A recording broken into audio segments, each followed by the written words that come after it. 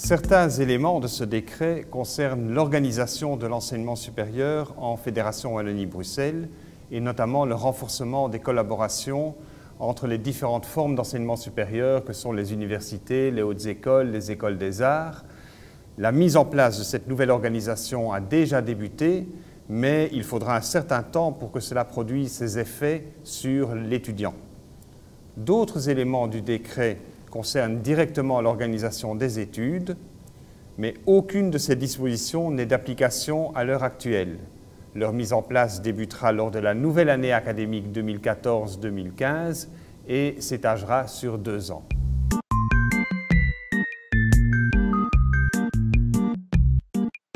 Il n'y a donc aucun impact du nouveau décret pour la session de juin.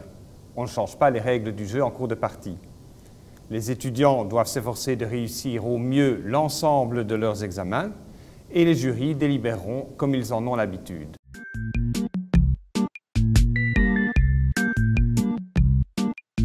En particulier, pour la session de juin et de septembre, les seuils de réussite n'ont pas changé.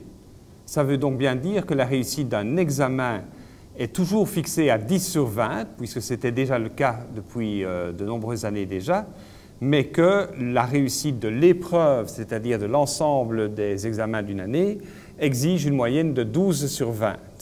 Un résultat tout juste dans une branche nécessite donc une réussite plus confortable dans une autre branche. Et c'est cette différence entre deux seuils de réussite différents qui sera effacée par le nouveau décret dès l'année prochaine, mais je me dois quand même de préciser que le seuil d'exigence des études universitaires ne va pas changer pour autant.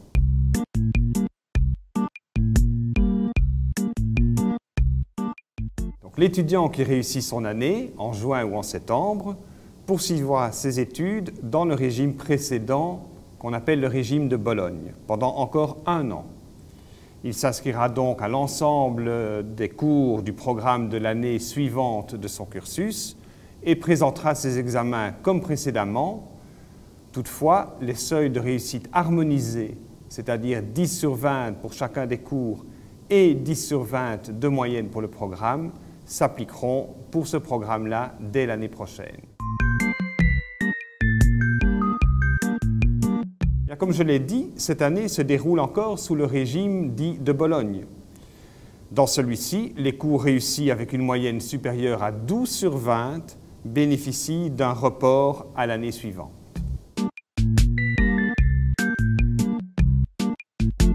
Il n'y a pas de secret. La meilleure attitude, c'est de bien se préparer pour réussir et confortablement, si possible, chaque examen. En effet, le souhait des enseignants de l'UCL, c'est bien d'aider à faire réussir tous les étudiants qui se préparent convenablement et qui font les efforts nécessaires pour maîtriser la matière. Les enseignants ne sont pas là pour sélectionner les meilleurs. Et du point de vue de l'étudiant, il n'est pas recommandé de mesurer ses efforts et de peser les bonnes et les moins bonnes prestations avec une balance d'apothicaire dans le but d'avoir une moyenne juste suffisante. C'est la voie toute tracée pour un accident imprévisible qui conduit à l'échec. Je te souhaite donc un excellent blocus.